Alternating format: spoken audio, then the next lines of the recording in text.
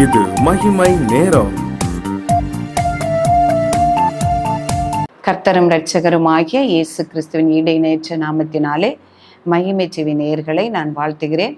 இந்த மகிமை நேரம் நிகழ்ச்சியின் மூலமாக அவருடைய கர்த்தருடைய வார்த்தைகளை உங்களோடு கூட தியானிப்பதிலே நான் மகிழ்ச்சி அடைகிறேன். பிரியமானவர்களே, வேதத்தினுடைய மகத்துவங்கள் அதை குறித்து நாம் தியானித்து வருகிறோம். அந்த மகத்துவங்களை தியானித்து அதை கற்றுக்கொள்ள வேண்டும். அவருடைய கட்டளைகளையும் கற்பனைகளையும் கை கொள்ள வேண்டும். அவைகளை மற்றவர்களுக்கும் கற்றுக் கொடுக்க வேண்டும் என்பதை குறித்து தியானித்தோம். இன்னும் அவருடைய அநேக மகத்துவங்களிலே அவருடைய வேதம் குறைவற்றதும் ஆத்துமாவை உயிர்ப்பிக்கிறதுமா இருக்கிறது என்பதை குறித்து தியானித்தோம். இந்த நாளிலும் அதே வசனத்தை நாம் பார்க்கும் பொழுது, கர்த்தருடைய கற்பனை தூய்மையும் கண்களை தெளிவிக்கிறதுமா இருக்கிறது. நாளில் பார்க்கும் பொழுது அதே சங்கீதம் 19ஆம் வசனத்திலே கர்த்தருடைய கற்பனை தூய்மையும் கண்களை தெளிவிக்கிறதுமா இருக்கிறது. இப்ப நாம் பார்க்கிறோம், ஆண்டவர் சொல்லியிருக்கிறாரு, உங்களுடைய கண்ணானது ஒரு சரீரத்தினுடைய விளக்கா இருக்கிறது.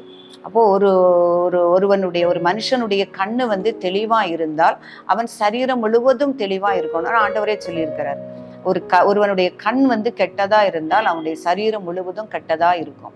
அப்போ அவருடைய வசனம் தான் நம்முடைய கண்களை என்ன செய்து தெளிவாக்குகிறது என்று எழுதியிருக்கிறது.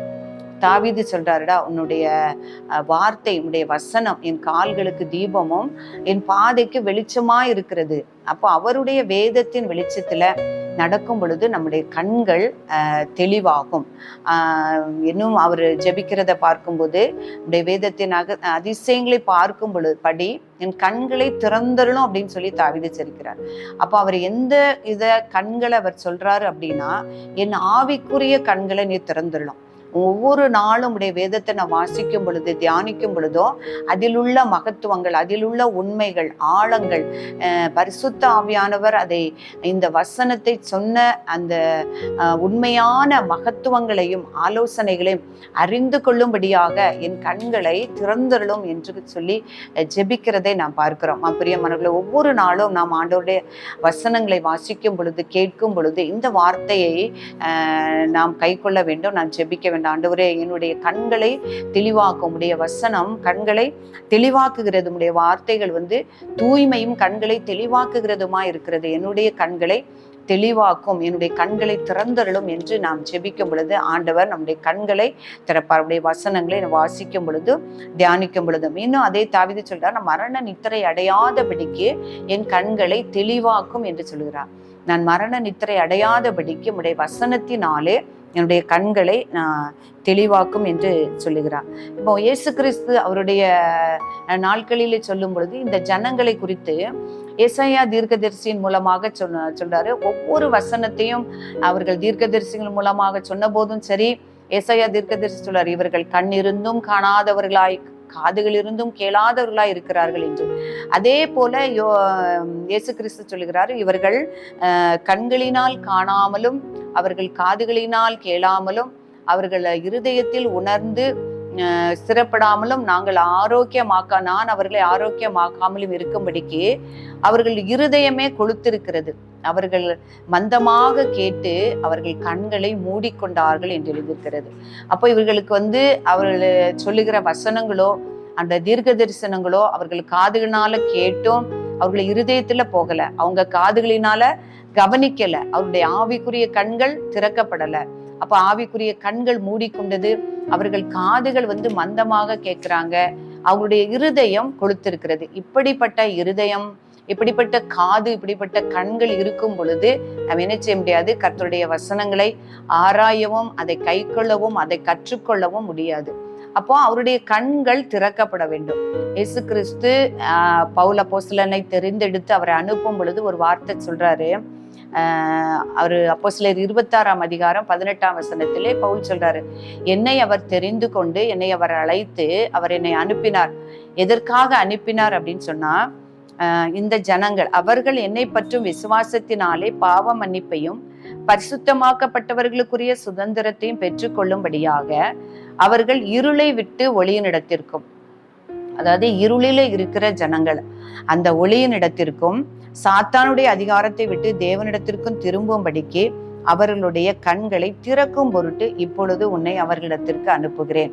அப்போ இந்த ஜனங்கள் அவருடைய வசனத்தை கேட்டும் அதை கண்டும் கர்த்தருடைய செய்கைகளை கண்டும் அதை விசுவசிக்காதபடி, அதற்கு கீழ்ப்படியாதபடி, அதை கை கொள்ள முடியாதபடி அவர்கள் கண்கள் மூடப்பட்டதாய் காணப்படுகிறது. நம்ம வாசித்தது போல காதுகள் மந்தமாக கேட்க, அவருடைய இருதயம் கடினப்பட்டும் கொளுத்திருக்கிறதாக காணப்படுகிறது. அப்பனால உன்னை நான் அதற்காக அனுப்புகிறேன். அவர்களை இருளிலிருந்து ஒளியினிடத்திற்கும் சாத்தானுடைய அதிகாரத்திலிருந்து தேவனிடத்திற்கும் திருப்பும்படியாக, அவர்களுடைய கண்களை திறக்கும்படியாக. அப்போ வேத வசனம், கர்த்தருடைய வார்த்தைகள் ஒருவனுடைய செவியை திறக்கிறது, ஒருவனுடைய மந்தமான செவியை திறக்கிறது, அவருடைய கண்களை தெளிவாக்குகிறது. அவருடைய வசனம் அவருடைய கண்களை தெளிவாக்குகிறது. வேதத்தை கேட்கும்படியாக அவருடைய கண்களை திறக்கிறது. அதை திறக்கும்படியாக நான் உன்னை அனுப்புகிறேன் என்பதாக சொல்லுகிறார். அப்போ அதான் அவர் எபேசியருக்கு எழுதின நிருபத்தில், எபேசிய சபைக்கு எழுதின நிருபத்தில் சொல்லும் பொழுது சொல்லுகிறாரு, இயேசு அவருடைய மகிமையும் அவருடைய வல்லமையும் அவருடைய மகத்துவங்களையும் இவர்கள் எல்லாரும் பார்க்கும்படியாக பிரகாசமான மனக்கண்களை இவர்களுக்கு கொடுத்துள்ளோம் சொல்லி நான் உங்களுக்காக வேண்டிக் கொள்கிறேன் என்பதாக சொல்லுகிறார். அப்ப இவர்களுக்கு நல்ல மனக்கண்களை கொடுங்கப்பா, உம்மை பார்க்கவும், உம்முடைய வசனங்களை தியானிக்கவும், உம்முடைய மகிமை மகத்துவங்களை அவர்கள் காணும்படியாக, ஆவிக்குரிய கண்களில் அவங்க காணும்படியாக அவங்க அவங்களுக்கு பிரகாசமான கண்களை கொடுக்க வேண்டும் என்று அவர் சொல்லுகிறத நாம் பார்க்கிறோம். பிரியமானவர்களே, அவர் கண்களை திறக்கும் பொழுது, அவருடைய வசனத்தின் மூலமாக அவர் கண்களை திறக்கும் பொழுதுதான் அவருடைய வேதத்தின் மகத்துவங்களை நாம் அறிந்து கொள்ள முடியும். ஏற்கனவே நாம் தியானித்தது போல எம்மாவு சீஷர்கள் அவருடைய வேதத்தை சத்தியத்தை அறிந்திருந்தோம். அந்த நேரத்துல அந்த நடக்கக்கூடிய இயேசு கிறிஸ்து மரித்து உயிர்த்தெழுந்த காரியங்களை எல்லாம் அவர்கள் பார்க்கும் பொழுது அந்த சத்தியத்தை அவர்கள் விளங்கக்கூடாமல் இருந்தது. ஆனா அவர்கள் இயேசு கிறிஸ்துவே அவர்களோடு கூட அவர்களுக்கு விளங்கின பொழுது அவர்கள் கண்கள் திறக்கப்பட்டதாக நாம் பார்க்கிறோம். அவர்கள் கண்கள் திறந்து அவங்க சொல்றாங்க, அவர்கள் எல்லா வேத வாக்கியங்களையும் விளங்க காட்டின பொழுது நம்முடைய இருதயம் கொழுந்து விட்டு எரியவில்லையா என்று. அப்போ இயேசு கிறிஸ்து அவர்களுடைய கண்களை திறந்ததினால தான் அவர்கள் அதை புரிந்து கொள்ளவும் அறிந்து கொள்ளவும் முடிந்தது. அதே போல நம்முடைய பரிசுத்த யோவான் வெளிப்படுத்தின விசேஷத்துல அந்த லவோதிக்கேயா சபைக்கு சொல்லும் பொழுது சொல்லுகிறார், நீ குருடனாய் இருக்கிறார் என்று சொல்லுகிறார். நீ குருடனும் நிர்வாணியும் நீ பரிதபிக்கப்படத்தக்கவனுமாய் இருக்கிறார். உன்னுடைய கண்களுக்கு நீ கலிக்கம் போட வேண்டும் என்று நான் உனக்கு புத்தி சொல்லுகிறேன் என்று சொல்லுகிறார். அப்போ கண்கள் ஆண்டவருடைய வசனத்தை படி கேட்கவும், அதன்படி நடக்கவும், அதை கற்றுக்கொள்ளவும் என்ன செய்யணும்னா அவருடைய கண்கள் திறக்கப்படணும், கண்கள் தெளிவிக்கப்படணும்.